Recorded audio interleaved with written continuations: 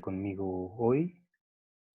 Em, en principio, esta presentación iba a ser en persona. Supongo que después también va a ser en persona cuando salgamos de esta y nos encontremos en algún lugar. Pero ahora se pudo así y a mí me da mucho gusto porque mm, creo que Guipir está o ha estado presente de muchas formas diferentes en mi vida, pero una que yo tengo especialmente presente es como maestro. Y mi sensación es esa, como eh, invitar a alguien que es mi maestro para que me acompañe en la presentación.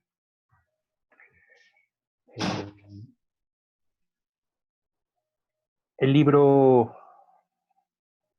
pues es un intento de unir dos temas que me son interesantes, la terapia Gestalt y la sexualidad, y hacer algo que pueda ser útil, práctico, que permita pensar, que genere diálogo, ¿no? Mi sensación siempre con un libro es que es una conversación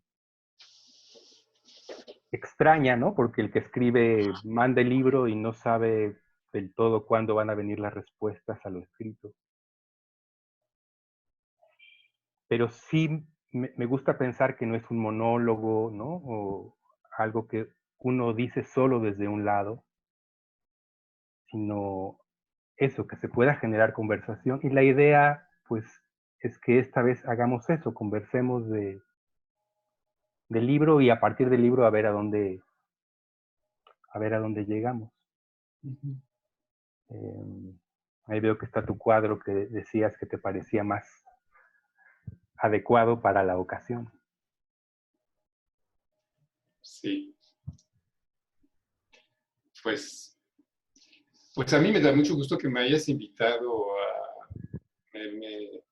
me siento muy sensible, más después de haber leído tu libro que se lee con una impresionante facilidad. ¿Por qué? Porque seguramente el tema es un tema universal, ¿no? También estás presente en mi vida de muchas formas por tu sensibilidad, tu tranquilidad y la inspiración que emana de ti.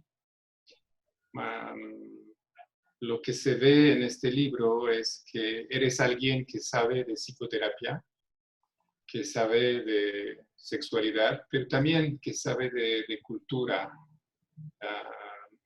No solo lees de psicoterapia y psicología y de sexualidad, también se ve que lees de poesía, de literatura, y eso viene como a enriquecer mucho tu libro. También siento que es un reto estar contigo presentando este libro, porque obviamente la sed del otro, la sed de otro se hace más presente en esta etapa de confinamiento. Entonces, leerte era como despertar estas tentaciones que quisiéramos tener más tranquilas en estas temporadas, porque hay que cuidarse y cuidar a los demás, ¿no? También es un libro que toca no solo la sexualidad, y por eso puse este cuadro, es que es un libro que tiene que ver con el amor. Entonces, esta sed del otro, ¿no?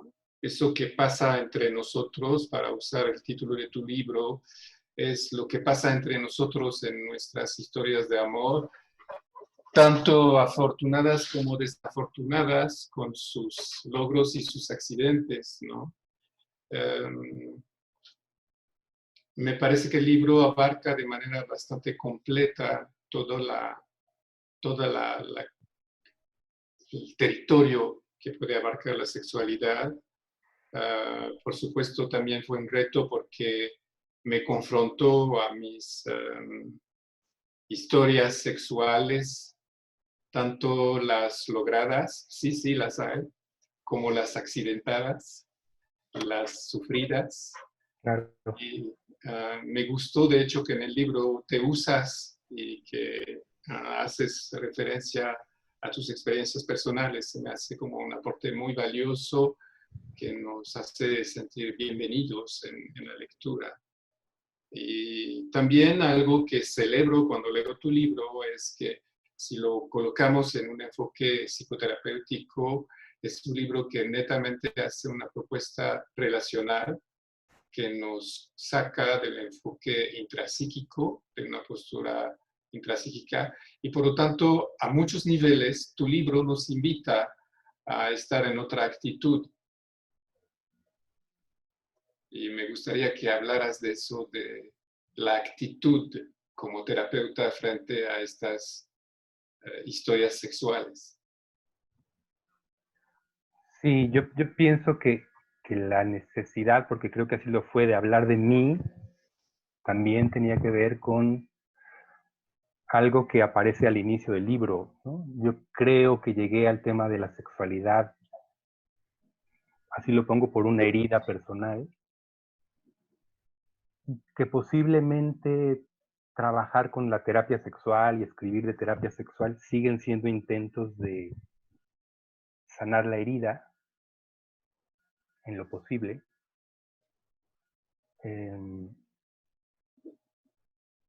Y no se me ocurre que nuestras heridas sexuales, creo que ninguna otra, pero en especial nuestras heridas sexuales puedan sanarse a solas, ¿no?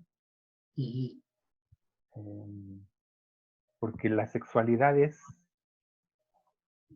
yo lo ponía así como un entre, ¿no? Siempre ocurre entre nosotros y el otro, lo otro.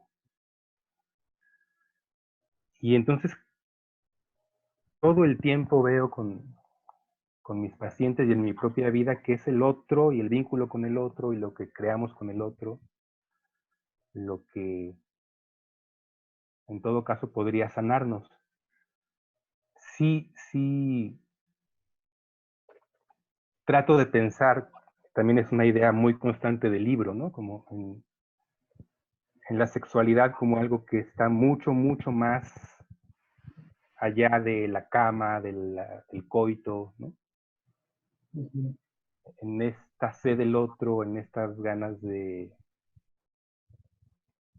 salir de mí y ampliarme a partir de lo que el otro es.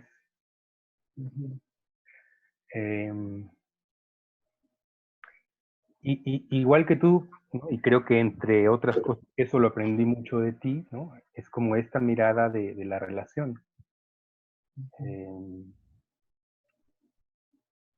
O sea, me parece que estamos bombardeados de muchas ideas sobre hacerlo a solas, estar bien a solas, bastarnos a nosotros mismos para ser felices.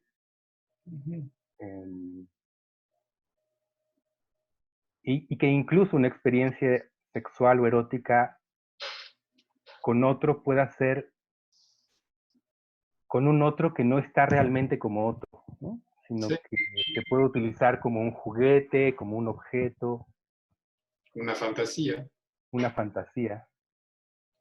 Y que no me pase nada y no me toque y no me incomode y no me perturbe y no me transforme, que es lo que pasa cuando nos arriesgamos al vínculo, ¿no? Sí. Sí, me Y gusta. creo que eso fue muy aprendido contigo, como me cuesta hoy mucho trabajo pensar en algo ya no relacional, o sea, incluso pensar si es posible. De hecho, es lo sanador de tu libro, porque la dificultad o la disfuncionalidad, o llámenlo como quieran, queda claro que no es solo de la persona que lo está manifestando o lo está experimentando, es algo que está perturbado en una relación, en el entre, en esto que pasa entre nosotros. Entonces, desde este enfoque me parece sumamente aceptante tranquilizador y invitante a como que abrimos nuestras dificultades sexuales, porque son absolutamente relacionales, ¿no? Y decías que es algo que pasa más allá de la cama.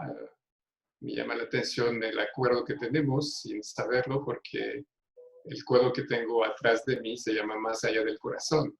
Ujú. Entonces es mucho más allá de mí. Entonces es una buena noticia eso de saber que si tengo una dificultad, sea el cual sea, y por supuesto con el tema tan íntimo como es el de la sexualidad, no es una dificultad que solo aparece y nace en mí, nace en la frontera contacto que citas a menudo en tu libro. Sí, que un problema sexual creo que siempre es una cocreación. Que, que también pienso que a nivel terapéutico tiene una dificultad. Cuando me pienso con los pacientes, veo la dificultad justo de invitarlos a mirar ahí. Uh-huh. Especialmente cuando la construcción de quienes van ha sido una construcción de Uh-huh. la culpa es de uno, Sí. ¿no? Y el otro es como totalmente inocente de eso que sucede, Sí. ¿no? O sea, es fácil que me manden a uno para que se componga.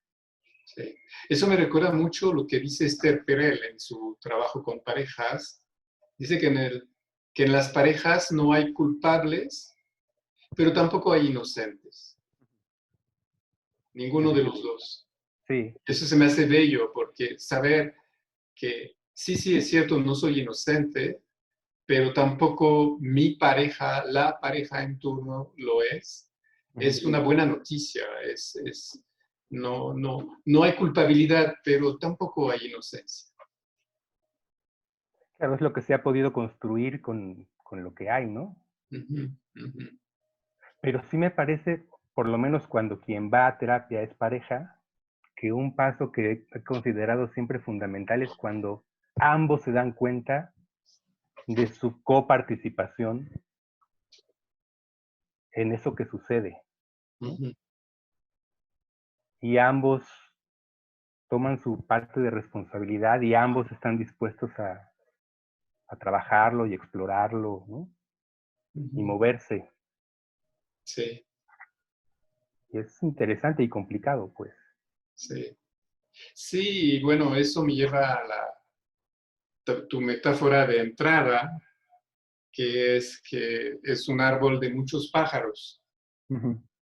Y por supuesto que yo, al haber pasado todos estos últimos días en tu compañía a través del libro, escucho cómo estos pájaros andan, ¿cómo se dice? Trinando, ¿cómo se dice en español?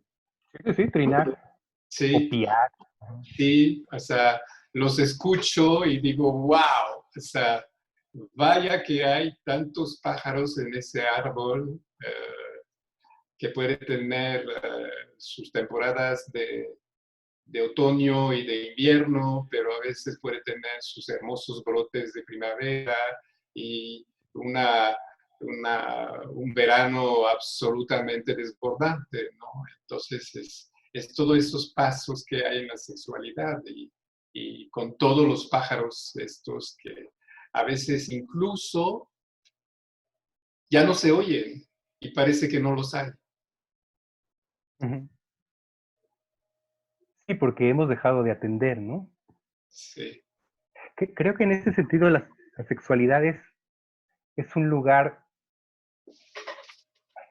no sé cómo decirlo, interesante de trabajo, porque si bien es un tema relacional, es un tema de frontera, es un tema co-creado, tengo la sensación de que a veces en la sexualidad eso se nota de un modo más evidente.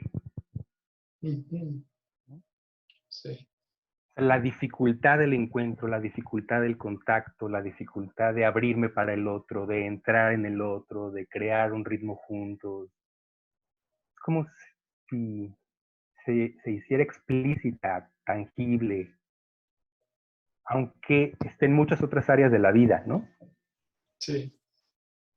Pero ahí, como en el encuentro o en el desencuentro de los cuerpos, fuera más fácil mirarlo. Ujú, ujú.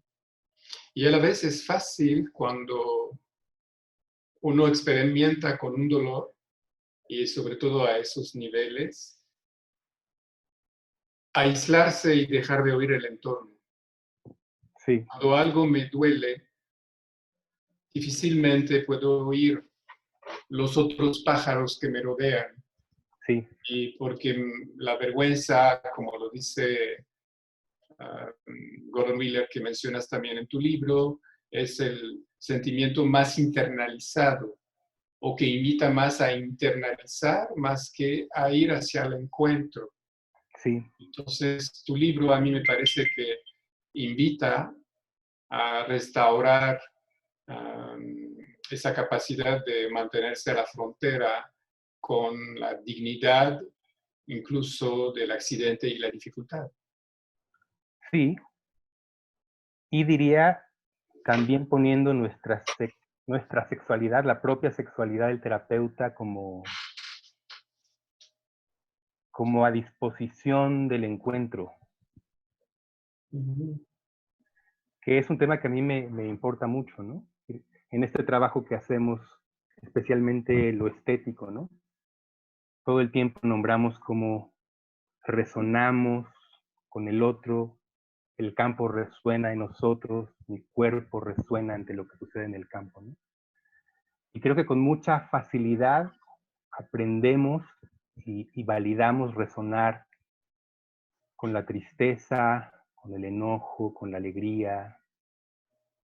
Y a veces nos asusta que sea nuestra sexualidad o nuestro erotismo el que también resuene con el otro. Uh-huh. Como si ese estuviera prohibido en el consultorio. Y creo que es otra de las voces de la estética, ¿no? Sí, sí. ¿Por Con, qué no hacerle también lugar a eso? sí.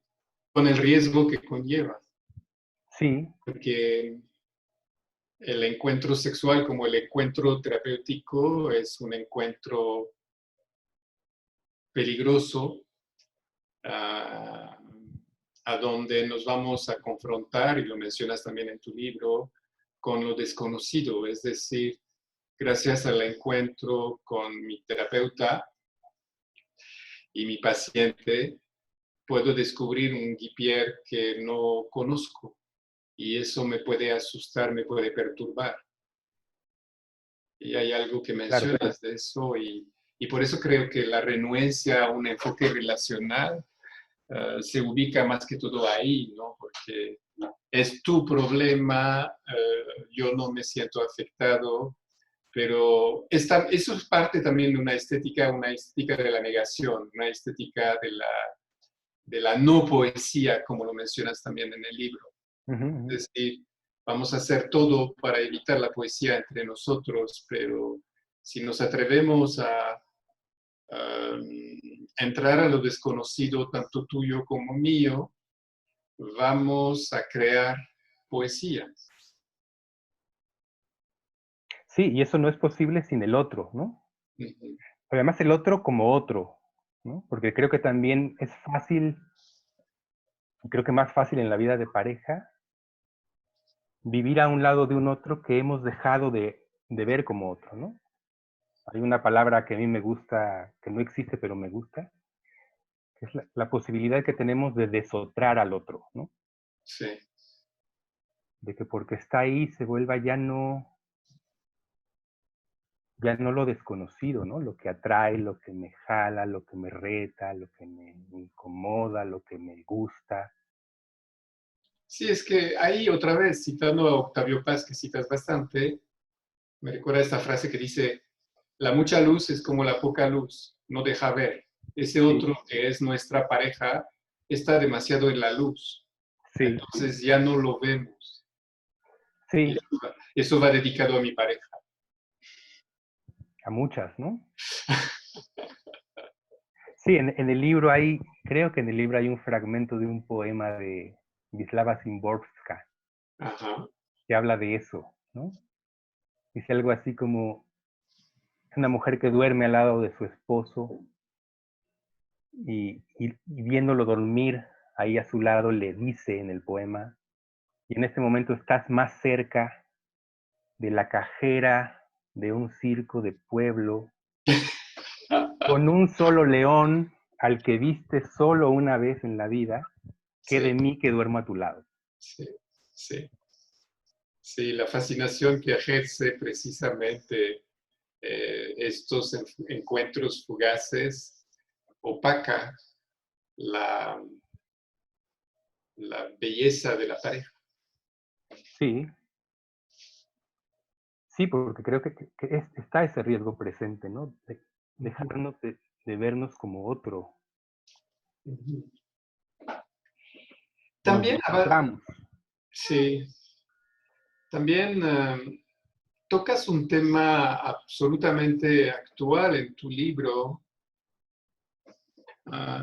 que ahí sí me quedé con ganas de ver tu próximo libro con ese tema, que son la, lo que llamamos el género. Sí, Y tú lo nombras como ficciones sí, de género. sí. Y eso me gusta porque yo desde muy joven he pintado personajes andróginos y mis amigos psicoanalíticos, bien con buenas intenciones, me decían que era un miedo a crecer, que era un miedo a determinarme, hombre o mujer, o voy a aceptar ese crecimiento de virilidad, de hombre macho, hecho y derecho.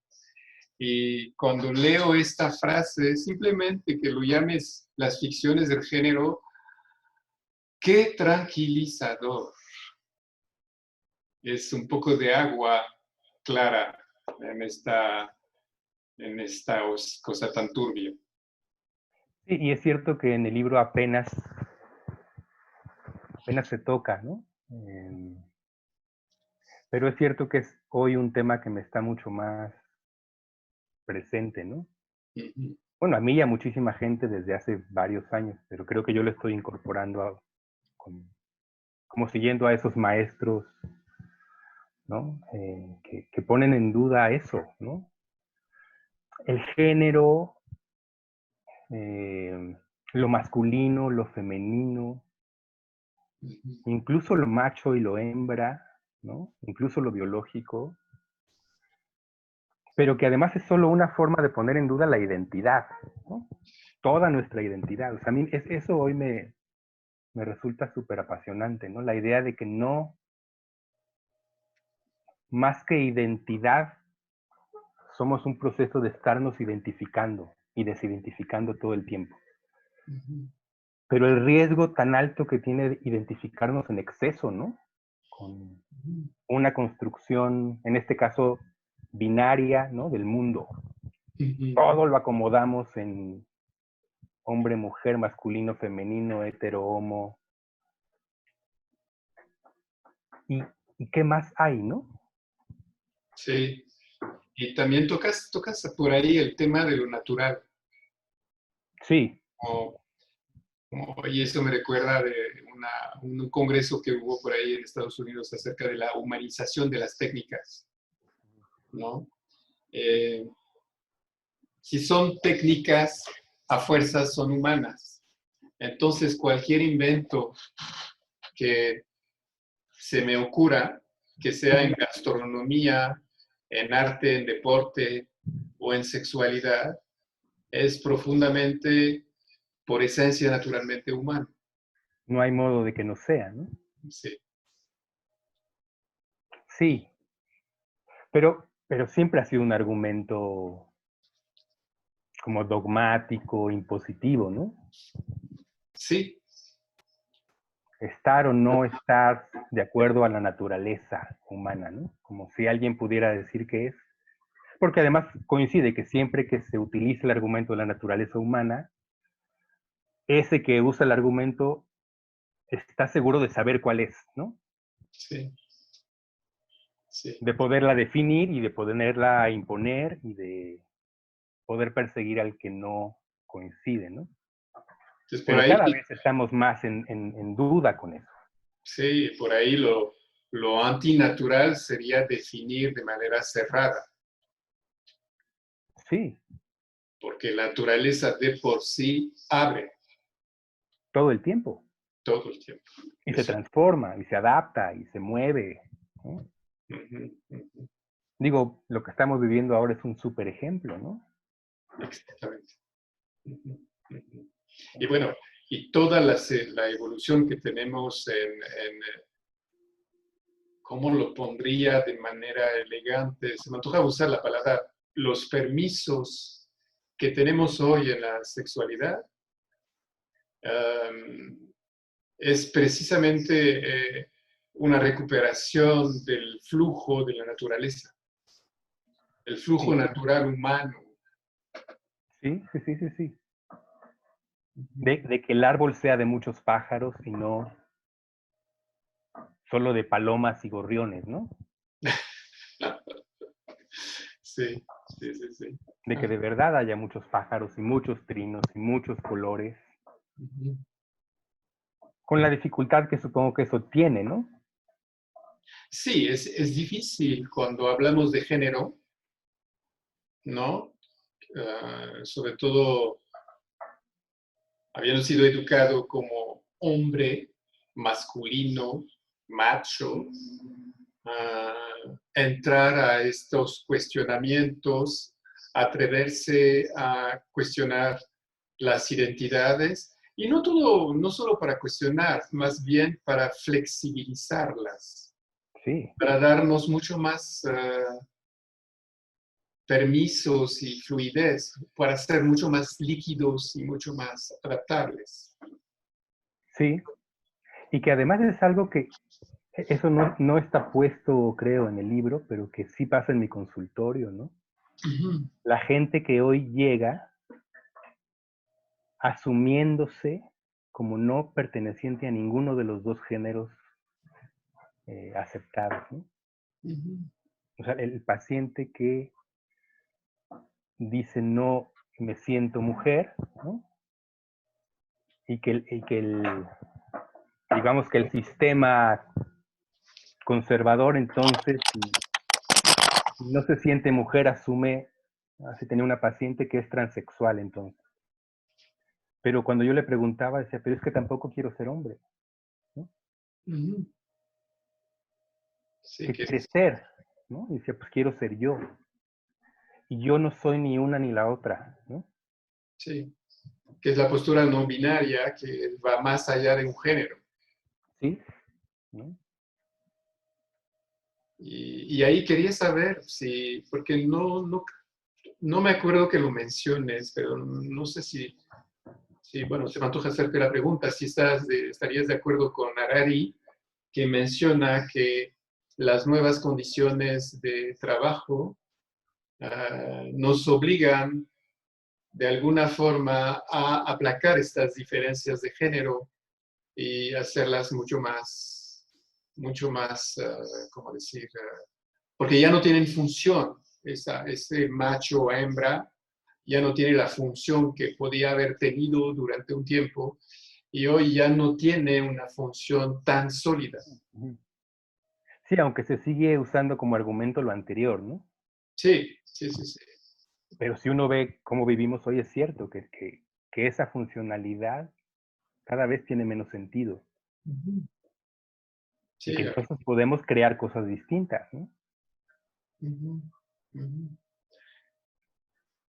Y que la dificultad ahí que veo, y no sé qué opinas, es la, la posibilidad de caer en la tentación de negar las diferencias, Sí, claro. porque también eso está presente. Entonces eso lo pone muy complejo, Sí, no tan diferentes, pero tampoco absolutamente iguales, es decir, sin negar la especificidad de cada persona. sí. Sí, y también hemos crecido cada uno en historias distintas, ¿no? Ujú, Por, ujú. entre otras cosas por nuestro género, ¿no? Nos enseñaron cosas distintas. y cargamos con ellas y en ese sentido también tenemos una tarea distinta, ¿no? Sí. Para sanarnos o para cuestionar cosas. Ujú. ¿Y tú Sí, consideras que en eso tiene también un peso las religiones? Me imagino. muchísimo, ¿no? Sí. Muchísimo. Que también tienen cada vez menos influencia. Eso quiero pensar.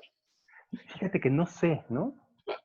O sea, pienso que sí, y luego oigo todo el tiempo, ¿no? Esto que pasa en Brasil o en Estados Unidos, ¿no? O sea, decimos que tienen menos peso, pero finalmente el peso de alguna de esas religiones puede inclinar la balanza para elegir a un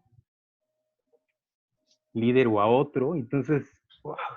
Me gustaría que tuvieran menos peso, pero si miro afuera, de pronto siento que no lo están teniendo, ¿no?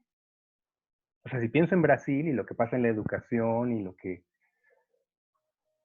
Y es un impacto de algo religioso metido en lo político, que, que no sé si las iglesias están vacías, pero que ese pensamiento religioso sí tiene un impacto político y social brutal, ¿no? Y que aquí también tenemos el riesgo, ¿no? Sí, sí, definitivamente. Pero podrían ser, no sé, a mí me gusta, y no sé qué opinas de eso, considerarlo como patadas fuertes de un sector que no quiere dudar, no quiere enfrentar esta dificultad de perderse, de reconstruirse, recrearse, co-crearse. Y entonces en ese sentido las veo como desde mi naturaleza un tanto optimista a veces, como patadas de ahogados. Ojalá, ¿no? Ojalá la Pero historia no lo diga. malditas patadas, ¿no? También malditas patadas, Sí, son malditas patadas. porque son brutales. Ahorita son brutales. Ajá. Ojalá sean las últimas, ¿no? Ojalá. Hay algo también que me, que me sedujo, que me atrajo profundamente y que me ayudó para trabajar con mis pacientes es la, las dificultades sexuales contienen siempre un texto Sí.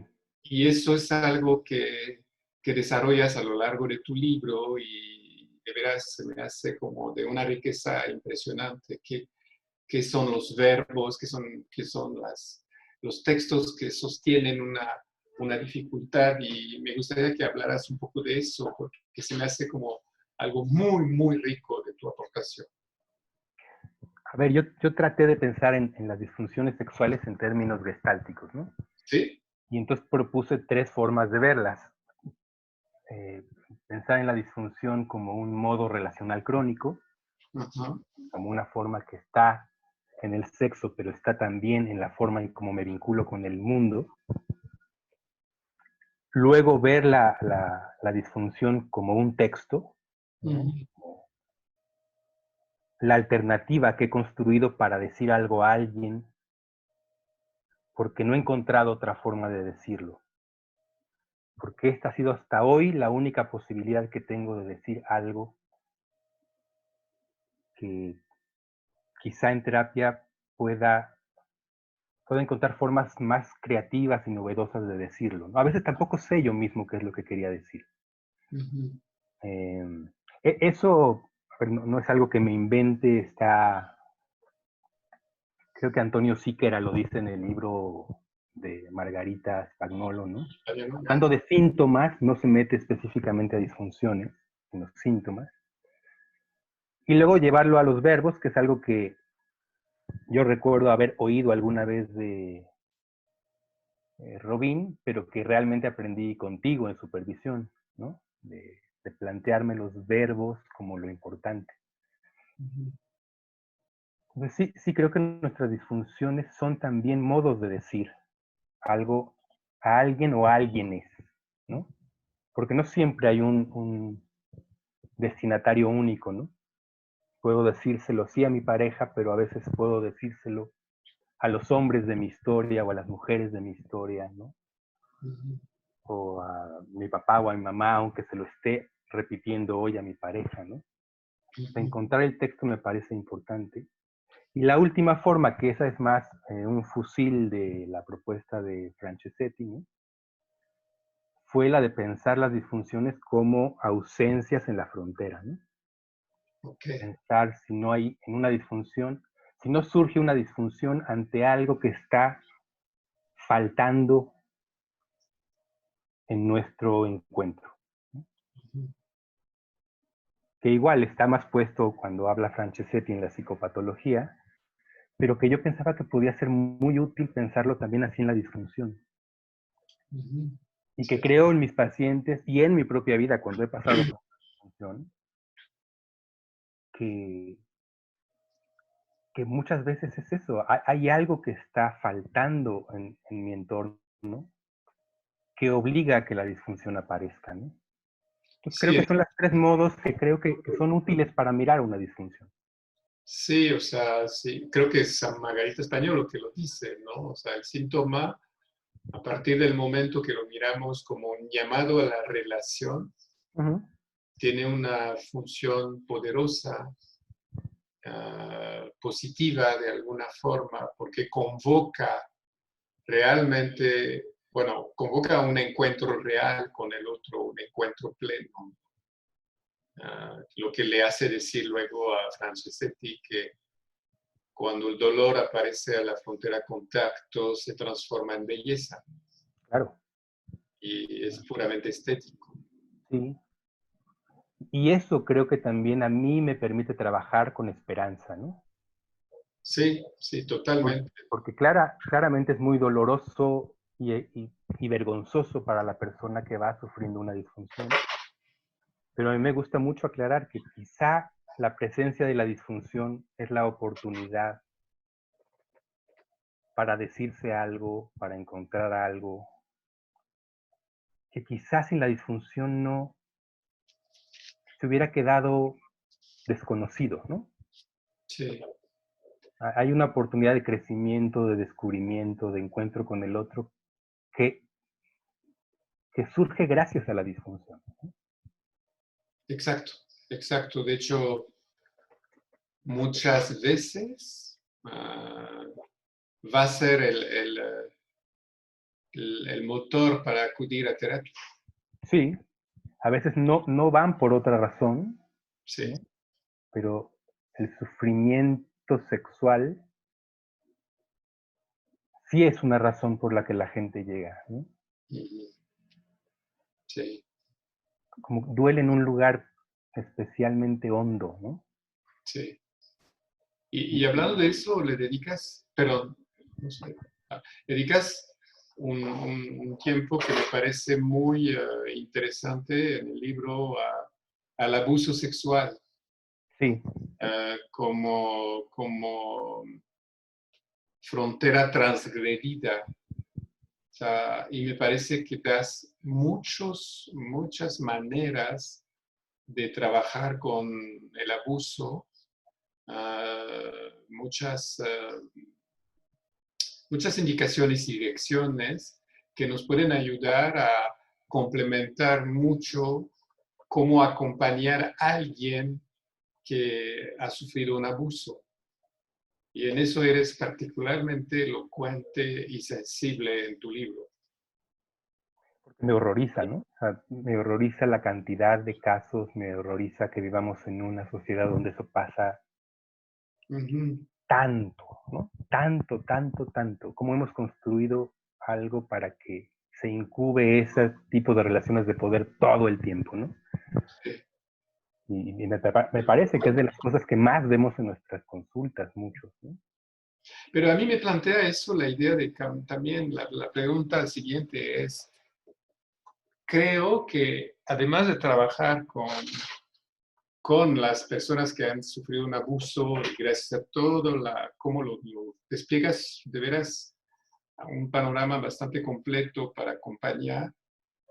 Y también me gustaría como saber cómo acompañar a los que recurren al abuso, Ujú. Sí, que, que es un tema es un súper tema, ¿no? que es profundamente masculino porque incluso das estadísticas Sí, de cómo el abuso, creo que mencionas como 97% es cometido por hombres. por hombres, sí. Eh, um, pero también, o sea, es algo que está profundamente arraigado en una cultura como yo se me antoja ponerlo como de botín de guerra o, ¿no? O sea, cuando Sí, vemos las cosas que se dan en muchas regiones del mundo, cuando hay conflictos armados, se recurren con una extrema facilidad al abuso. sí. Sí, yo hablo de una cultura en donde hemos asumido como un hecho que unos son dueños de otro o unos son propiedades de otro, ¿no? Las Sí. mujeres propiedad de los hombres, los niños propiedad de los adultos. Ujú. Y sí, yo creo que hay todo un tema complejo, profundo, difícil en trabajar con quienes abusan, ¿no? Sí. Eh, y difícil porque lo que yo leo al respecto y con lo que un poco enseño cuando llegamos a ese tema en las formaciones que doy sobre sexualidad, que es un reto enorme, Sí, es. es que ese otro que abusa es alguien muy incapaz de... Son muchas cosas, pero una importante es que es alguien muy incapaz de mirar al otro, eh, tocar el sufrimiento del otro, sentir compasión por el otro, ¿no? Y que la única forma que yo creo que eso pueda empezarse a sanar es que yo lo pueda experimentar en carne propia. O sea, creo que un terapeuta de alguien así tendría que ser un terapeuta capaz de mirar a ese otro, el agresor sexual, mirar el sufrimiento de ese otro y compadecerse por el sufrimiento de ese otro. Es eso que ese otro no supo hacer por alguien más, ¿no? Y, Modelar eso, y es dificilísimo, pues. sí, y valorar, en ese caso, bueno, como el otro polo del abusado, y valorar en ese caso la función positiva de la culpa, Claro, claro. que tiene algo que puede ayudar a arrepentirse, corregirse, Sí, sí, sí. buscar como una forma de, de reparar. Sí, pero es un tema bien complicado. O sea, yo oigo constantemente alumnos diciendo así con mucha claridad, yo no podría trabajar con alguien así, ¿no? Sí, Y los entiendo, pero sí, o sea, pienso que no hay otra forma de que alguien aprenda esta a mirar al otro, compadecerse del otro, si no lo modelamos con ese otro, ¿no? sí, ¿Cómo sí, podría mirar amorosa, compasivamente a alguien que agrede sexualmente a otro? Me parece dificilísimo, pero no veo que haya otro camino, ¿no? y creo que ahí toca de nuevo al tema que mencionamos hace rato del género. Si Claro, es principalmente masculino el abuso, creo que la revisión precisamente de estas ficciones del género son fundamentales, básica. ¿no? Tal vez no tanto a nivel de reparación, porque eso es muy difícil, que un abusador acude voluntariamente a una terapia, Muy pero a nivel difícil, de prevención. claro. Sí, y si no trabajamos ahí, creo que cada vez que escucho esto de yo no puedo trabajar con ellos, digo, bueno, respeto, pero si nadie trabajamos con ellos, solamente vamos a seguir trabajando con quienes sufrieron los abusos, ¿no? Y no evitándolos. Sí, sí, es un tema, me gustó, de hecho, que le dedicaras tiempo, porque muchas veces, bueno, en la consulta, en los espacios de supervisión, nos confrontamos con cómo trabajar con el abuso ah, y cómo acompañar de Ujú. manera estética, de manera sensible, de manera incluso poética, todo eso que brota a raíz de un abuso. Así es. Ujú. Bien.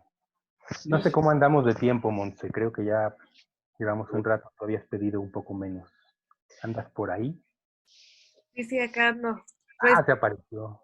aquí estoy. Pues está muy interesante lo que están platicando. Yo no quería interrumpirlos. Quieren, igual podemos abrir a que alguien comente por el chat si tiene alguna pregunta o algún comentario.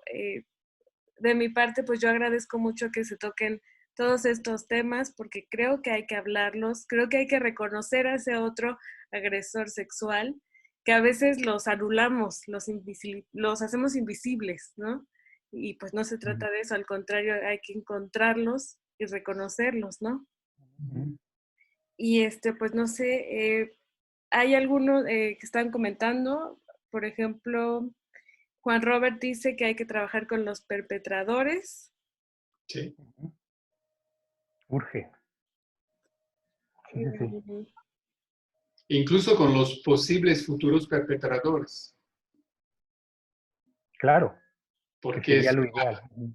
o sea, cuando mencionabas hace rato, Paco, de lo de estas elecciones que nos hacen brotar estos personajes tanto en Norteamérica como en el Suramérica, ah, contiene una actitud prepotente y totalmente abusadora, Totalmente. totalmente que se podría volver un modelo. Y eso a mí me preocupa profundamente.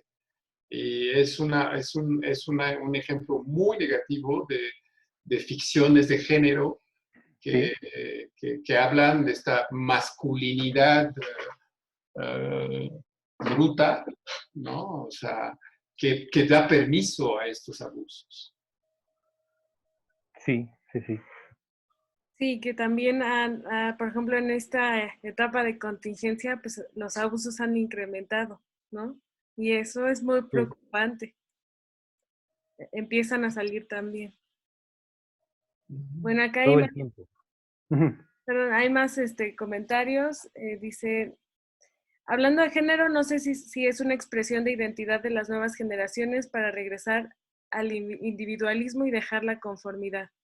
Es como pregunta, comentario al mismo tiempo. Ujú, ujú. Sí, finalmente nuestra propuesta de trabajo en la que está es justo salir de ese modelo, ¿no? Sí.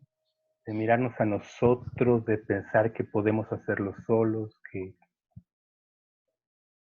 y entender que sin el otro, difícil, incluso no somos, ¿no? No somos del todo sin el otro. Es que, es que hay algo fundamental en el enfoque relacional versus enfoque intrapsíquico. Hay una visión de la autoridad que se diferencia absolutamente. La autoridad prepotente es algo que es muy tolerado en un enfoque intrapsíquico y la autoridad compartida es algo que nosotros experimentamos como terapeutas relacionales. Es decir, el abuso de poder Ujú. es más fácil desde un enfoque intrapsíquico y creo que todos lo hemos sufrido, ¿no? Sí, Estos berinches, para no dar ejemplos, bueno, sí, para dar ejemplos de un presidente de Estados Unidos que hace unas cosas que yo todavía no puedo creer que los veo, uh, pueden estar completamente en un egocentrismo, egoísmo que puede generar un modelo que valida el abuso, sí. valida el poder impuesto más que el poder compartido. Ajá, y pienso que también eso hemos tenido que revisarlo en la terapia, ¿no? O sea, creo que un tema que en terapia Gestalt ha salido y hemos pensado es cómo está nuestro uso del poder, ¿no? Porque podemos ver esos grandes figuras pero sin duda también el consultorio es un espacio donde el ejercicio del poder podría, podría ser abusivo, ¿no? De formas a veces sutiles, ¿no? Pero muy común, como asumir que porque yo soy el terapeuta, tengo una verdad que tú no tienes, ¿no? Sí, y el poder en la pareja. En la pareja, claro, con los hijos, en lo educativo. En la pareja, claro, es un tema que además toca lo sexual de modo súper cercano, ¿no? Sí, Sí. sí. Que incluso, bueno, en las parejas homosexuales, tema que domino profundamente por haberlo practicado 40 años, casi. Eso yo no te lo domino tanto. Pues los esquemas de poder fácilmente nos atrapan. Mm. Es decir, replicamos, aunque seamos homo, Ajá. replicamos estos esquemas de poder aprendidos. En lo hétero. Uh-huh.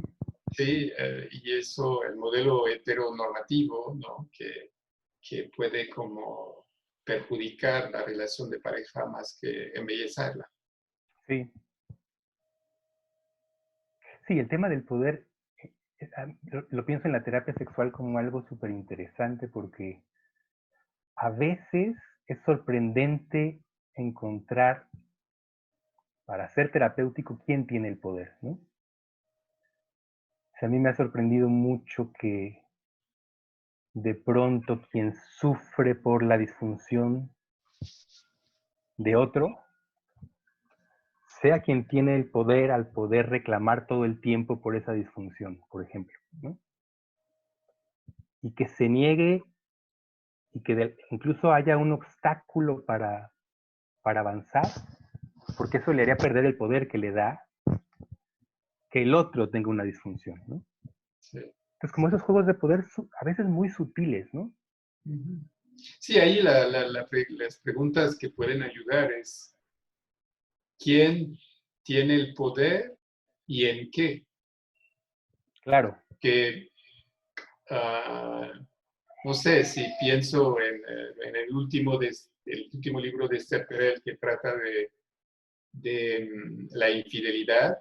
Uh-huh. Una infidelidad puede dar poder al otro. Muchísimo. Por fin hay un malo en la pareja. Y un poder que no termina nunca. Nunca, porque esa culpa, ¿no? Puede como... Y por eso me gusta la idea de que no hay inocentes. Uh-huh. No hay culpables, pero tampoco hay inocentes. Entonces, aunque haya habido una infidelidad, llamarlo así, la traición también es co-construida sin quitar la responsabilidad, pero No, del no. lado. Sí. Uh-huh. Sí, y revelar esos juegos de poder me parece súper interesante y también complicado, ¿no? Porque no es fácil ceder el poder, ¿no? O sea, el poder que se tiene.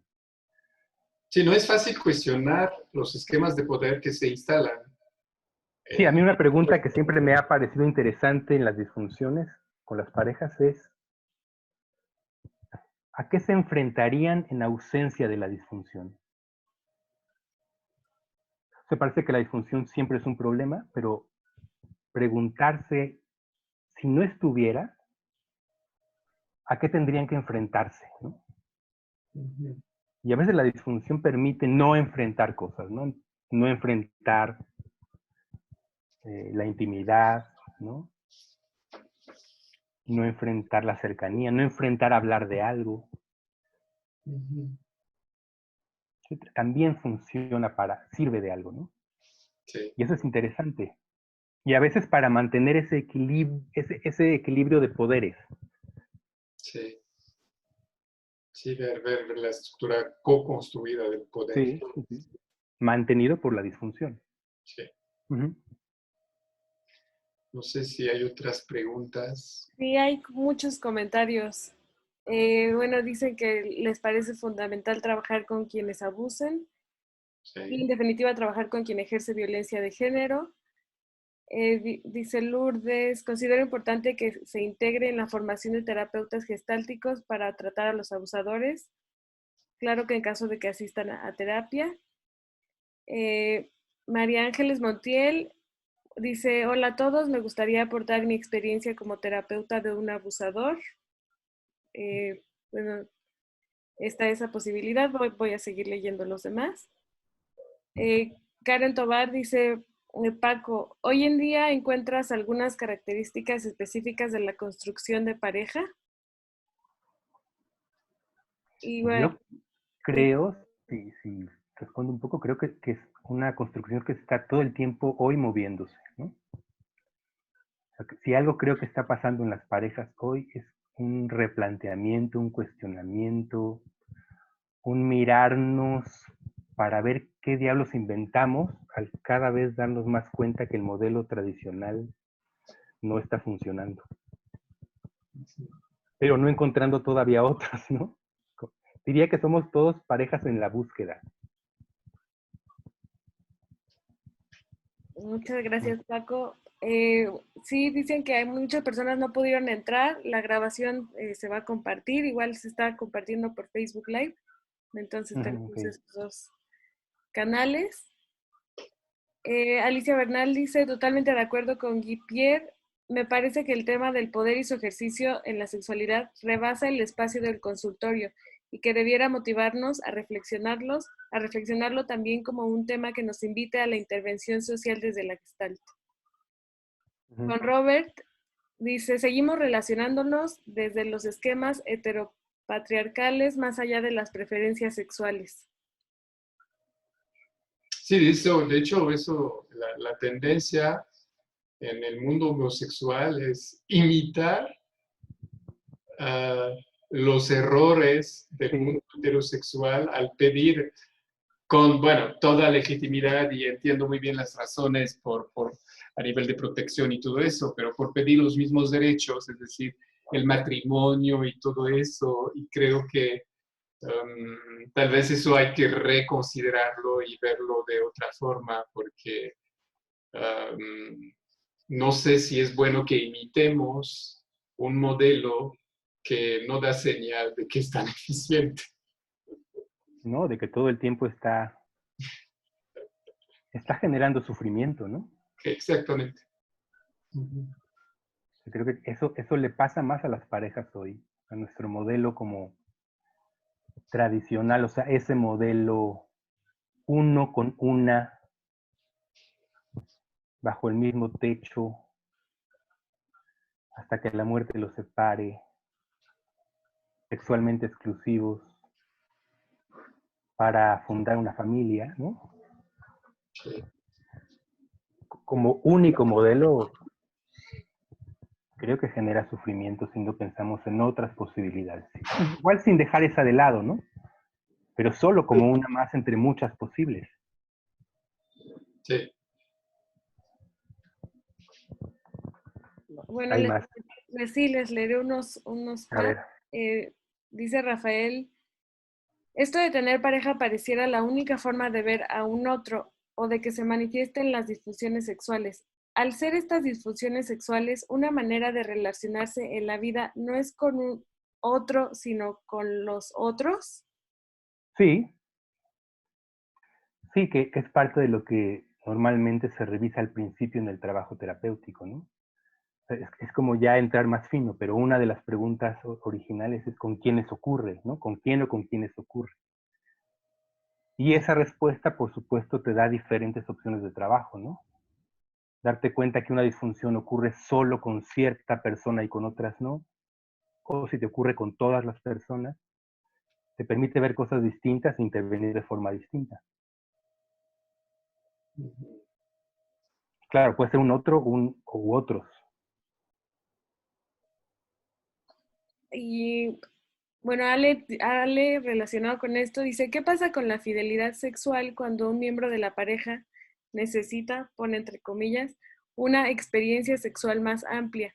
Como líder, ¿Cómo liderar con los proyectos, introyectos de exclusividad? Yo creo que ese es un gran tema. A mí es un tema que hoy me interesa mucho. He estado escribiendo de eso porque, para empezar, a mí me pasa que la palabra me incomoda bastante, ¿no? La palabra fidelidad como... Prefiero hablar de exclusividad sexual, porque creo que se usan como sinónimos y no creo que lo sean. O sea, yo creo que puede haber parejas que siempre fueron exclusivas sexualmente y sin embargo no se fueron fieles porque no hubo un esfuerzo cotidiano por quererse. No hubo un compromiso que la relación avance, madure, crezca, se transforme, ¿no? Y no me parece que eso sea fidelidad, y al revés, ¿no? Creo que puede haber parejas profundamente fieles que no son sexualmente exclusivas. Eso. Pues me gusta distinguir las dos palabras, ¿no? Yo lo que creo es que hay que revisar lo que hay atrás de la exclusividad sexual como una única opción, ¿no? Y creo, no en todos los casos, pero hasta donde yo alcanzo a ver, hay dos ideas atrás. Una, la idea de que porque tengo una pareja, esa pareja podrá darme todo lo que yo necesito, por el hecho de que es mi pareja. Y yo también podré darle todo lo que esa persona necesita, lo cual me parece una linda fantasía, pero fantasía. Y la otra es la idea de la posesión, ¿no? Como somos pareja y de algún modo nos pertenecemos. Sí. Y a mí me parece interesante que la infidelidad se coloque nada más a nivel sexual, porque, no sé, tú Claro, y yo tenemos muchos intereses en común, la Gestalt que compartimos, la Gestalt relacional, y si hablo de eso contigo, no se puede considerar como una infidelidad. uh-huh. Pero si tú y yo tuviéramos una relación sexual, eso sería una infidelidad. Y entonces es interesante el peso que tiene la sexualidad y no cosas que son a veces mucho más profundas, porque Claro. encontrar otras personas con quienes puedo hablar de temas que me apasionan, como en mi caso el arte, la psicoterapia, la estética, y eso que no lo voy a comentar necesariamente con mi pareja, no se considera una infidelidad, ¿no?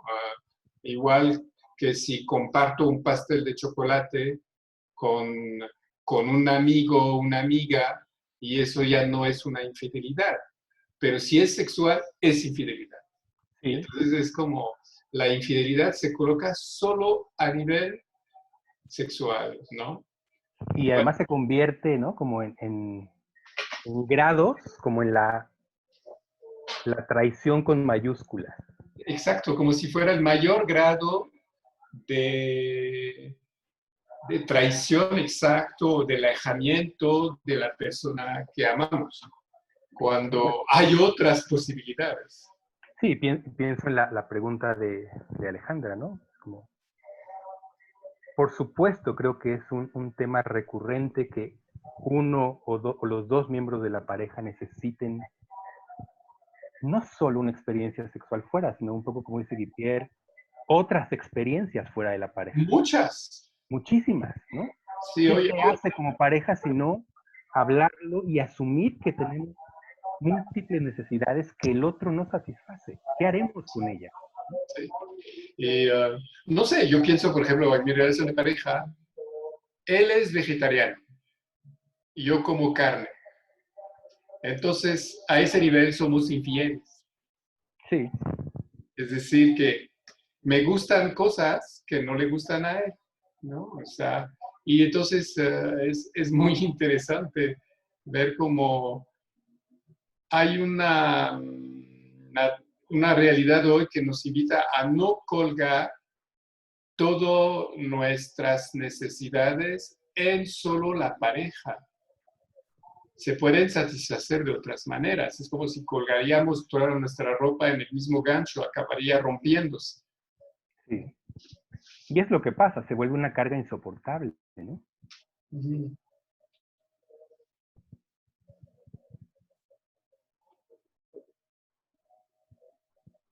No te oímos, Montse. Ah, ya, disculpe. Ya, ahí está. Bueno, dicen que ¿dónde pueden encontrar el libro? Bueno, ahora Editorial Pax tiene el 40% en todos sus libros, incluyendo Lo que pasa entre nosotros. Les puse por ahí la liga y tenemos envíos a domicilio, entonces lo pueden pedir por ahí. Y próximamente vamos a tener el ebook. Estamos trabajando en él. Entonces, si lo quieren para futuras ocasiones, por favor déjenme sus correos y yo se los hago llegar, les hago llegar la liga en cuanto ya esté disponible. Especialmente para gente de otros países, ¿no? Porque me han conectado de otros países y no sé por qué Amazon no los manda a sus lugares. Sí, eso igual lo estamos viendo porque nos han escrito desde España, lo quieren mucho. Entonces sí, nos han llegado varios correos por ahí. Bueno, hay otros comentarios donde hablan sobre la fidelidad. Dice, fidelidad versus exclusividad sexual sería otra forma de seguir en el paradigma patriarcal, ¿o no? Sí, o sea, sí creo que el tema de que hay algo ahí en el poder poseer al otro, me parece que tiene que ver con el patriarcado, ¿no? Con podernos asumir dueños de algo, de alguien, a Pero cualquier nivel. yo añadiría algo que mencionas al principio del libro, a esa idea que yo considero un tanto idealista, porque no lo logramos todavía, esa idea de ¿soy un cuerpo o tengo un cuerpo? Y creo que el ser un cuerpo también es cuestionable, porque el otro puede disponer de mi cuerpo. Y eso lo vivimos desde la infancia, desde que nacimos como bebé. Mi cuerpo no soy yo. O sea, me van a poner, ¿no? En esta repisa que se llama cama cuando me toca dormir. Me van a vestir y disfrazar a la moda del género de la época de esta ficción. Y entonces, y así seguimos, es decir, yo no estoy tan convencido que tengo y soy un cuerpo. Es decir, tengo la impresión que cuando estoy como estoy vestido hoy, no estoy necesariamente vestido como me gustaría vestirme, estoy como en acuerdo con la sociedad. Entonces, la sociedad me viste, dispone de mi cuerpo. Mi forma de caminar como hombre no es la forma de caminar como mujer. Entonces, esa idea de ser y tener es mucho más complejo. Yo no he encontrado todavía el tercer verbo. Creo que es Hay uno más que usa una chava que dice que más que tener cuerpo o ser cuerpo, estamos todo el tiempo deviniendo cuerpo. eso. Haciéndonos cuerpo, Sí. ¿no? No como algo ya hecho, sino como algo que está surgiendo todo el tiempo y haciéndose todo el tiempo ante la mirada del otro, ante la expectativa del otro, de devenir cuerpo, devenimos cuerpo. Sí. Ese verbo me gusta. Ok, sí, gracias. Bueno, yo creo que tenemos todavía tiempo para un par, o como ven. Sí, sí, sí. Porque hay varios. Bueno, aquí hay una pregunta, dice, ¿la monogamia podría ser como un estado neurótico y la figura de otras personas que pueden satisfacer estas necesidades serían la flexibilidad de ese estado rígido?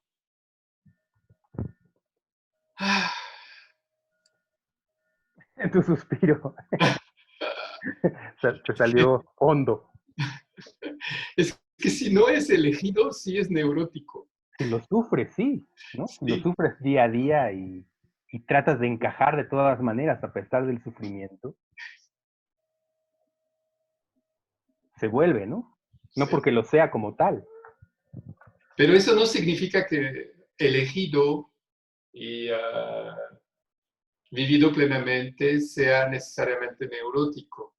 Claro, Y por otro lado, mi experiencia es que la relación de pareja, más allá de monogamia o no, es un proceso que evoluciona.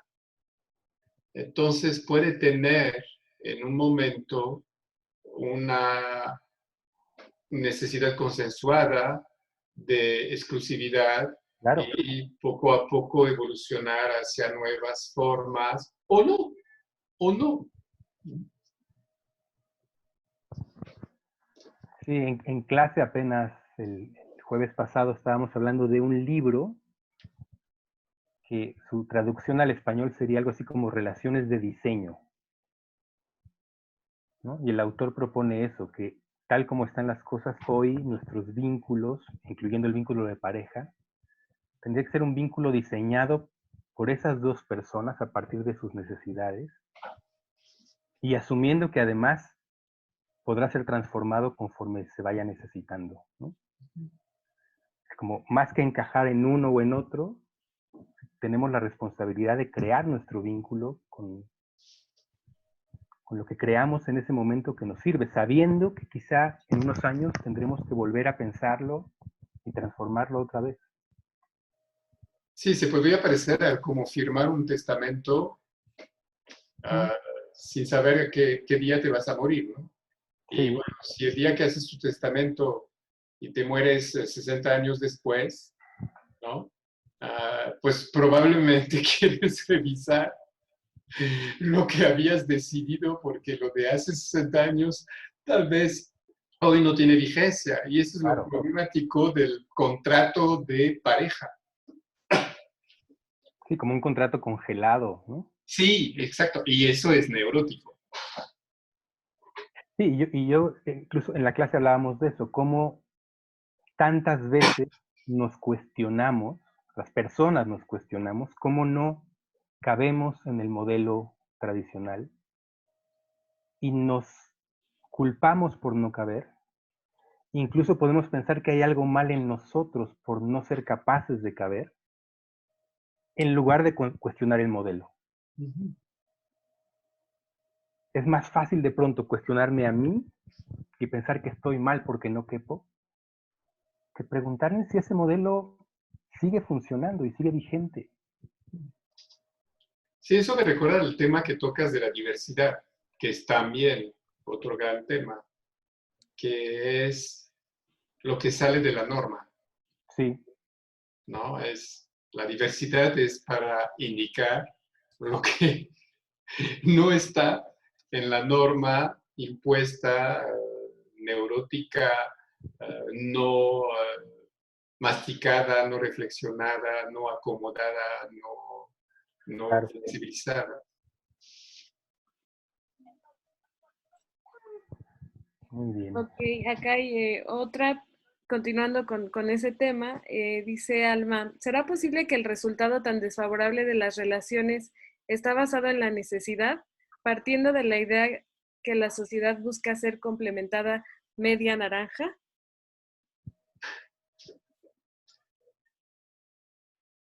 Es que planteado eso como la única posibilidad, creo que sí nos hace daño y nos lastima, ¿no? Sí. Eh, cuando es la única opción, cuando tenemos que caber todos en ese juego que tiene atrás la idea, ¿no? de una incompletud que solo la pareja completa, ¿no? Porque es cierto que no nos bastamos a nosotros mismos, ¿no?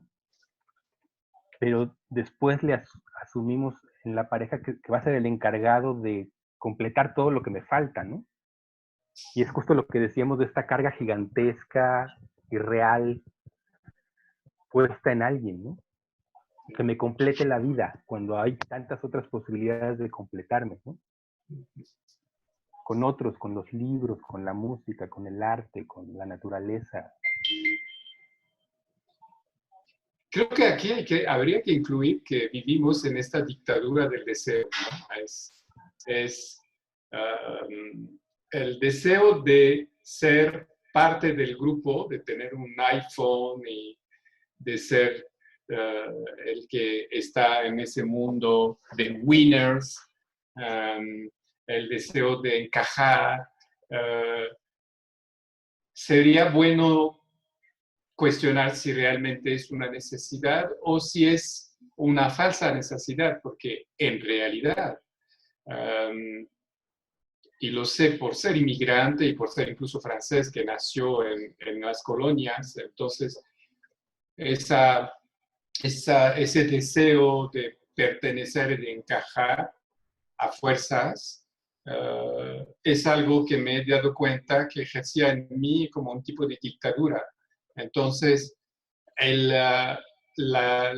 deseo de la pareja normal, la pareja exitosa, la pareja modelo, es algo que también es solo un deseo y no necesariamente una necesidad profunda. Claro, claro. Y bueno, como para ir cerrando, Juan Ignacio nos comparte una frase que me parece va muy adecuada a esto.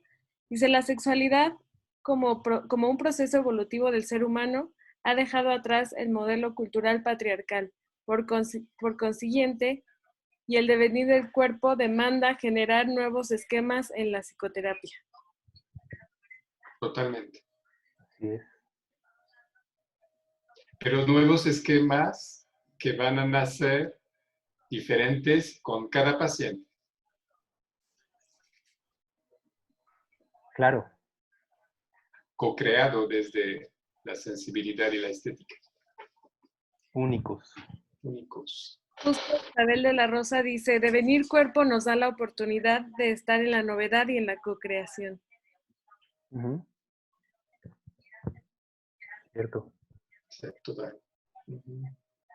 Pues bueno, creo que esos son todos los comentarios hasta ahora. De nuestra parte les agradecemos mucho, es un placer realmente escucharlos y pues si nadie más tiene algún otro comentario, pues los invito a aprovechar este gran descuento, ese es 40%, se termina solo en mayo, pueden conseguir este y otros tipos también de psicoterapia, de psicología, que es en lo que más nos especializamos, pero en especial este es uno de los, además de que es uno de los más nuevos, es muy, muy valioso para nosotros porque toca temas y rompe paradigmas. Entonces ahí lo tiene Pierre. La edecán de la izquierda. Y les puse las ligas por ahí, entonces pues muchas gracias a todos. Nos vemos pronto. No olviden que esta es una preparticipación a lo que tendremos en vivo, entonces si esto estuvo bueno, en persona va a estar todavía mejor. Pues muchas gracias por la invitación y gracias Paco por este hermoso libro que recomiendo a todos. Tenemos que tenerlo como terapeutas y como gente sexuada. Gracias, Guipier, por acompañarme hoy. Gracias, Monse, y a la gente de Paco por todo este enredo y organización para encontrarnos hoy con tanta gente. No, al contrario, muchas gracias. Y por favor, los que estén interesados en el ebook, déjenme sus correos. Bueno, muchas gracias. Nos vemos pronto. Bye, Monse. Gracias, Guipier. Bye. Abrazo. Abrazo a todos. Gracias por estar.